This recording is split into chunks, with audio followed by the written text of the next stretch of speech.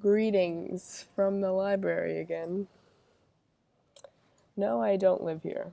I spend a good amount of time chilling, slash doing my homework, slash lots of crying. Anyways, let's get started. This week in English, we discussed a research paper by James Gee, which I thought I absolutely hated, but it turned out to be pretty interesting. It discusses discourses and the difference between those natives to a discourse and those who are either choose or are thrust into becoming acclimated to a discourse. The dictionary defines a discourse by literacy or a way of communication, but from what I've gathered through James Gee's writing is that it can apply to like so many different things. It's like it's a discourse to me is a set of disciplines that define a group of people, whether it be like a social group, a political group, an economic group. It falls over so much bigger of a category that where someone needs to be acclimated or like learn things about a group in order to feel welcome or accustomed to their way of life. In our second reading, one of the main things that Gee brings up is the difference between an innate or a natural ability versus one that is nurtured or brought upon you as a secondary ability.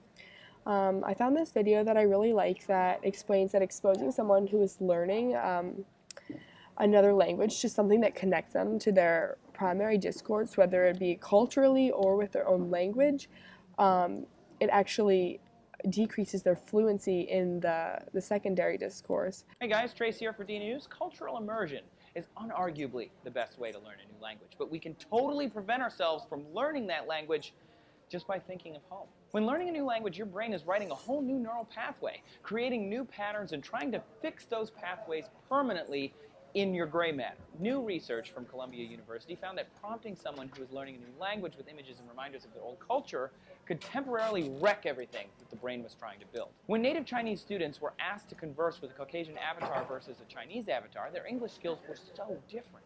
Simply exposing students to a Chinese person affected their ability to speak English. Subjects who talked with the Chinese version felt more comfortable in their speech, but they produced 11% fewer words per minute. They actually became less fluent speakers. To make sure it wasn't the avatar, researchers also showed people random images of China while the participants told a story. When pictures of their homeland appeared, fluency dropped 16%. And volunteers were 85% more likely to use a literal translation. For example, calling pistachios happy nuts, because that's literally what the Chinese word for pistachios is. The brain is constantly sucking in information, and let's be honest, it's lazy. So when the brain can do something it already knows how to do, it will. In this case, the shortcut is reverting to those old patterns and neural pathways. Culture and communication are a large part of our everyday lives, and those are well-worn pathways, so they're really difficult to alter. This video connects to Gee's research paper because it highlights the idea that he promotes that if you immerse yourself within your secondary discourse, then it becomes easier to learn and become one with that discourse. Another thing we did in English this week was do grammar lessons. Each group that we always group up with made a lesson through Google Slides that presented some common grammar issues. Well, I thought a few of these were a bit elementary. We did have a good time going back and forth with the class. I think this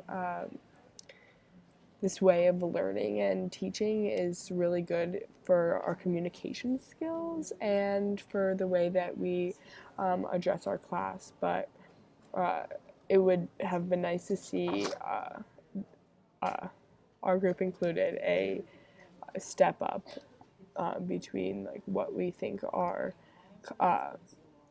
common grammar errors that affect us as college freshmen.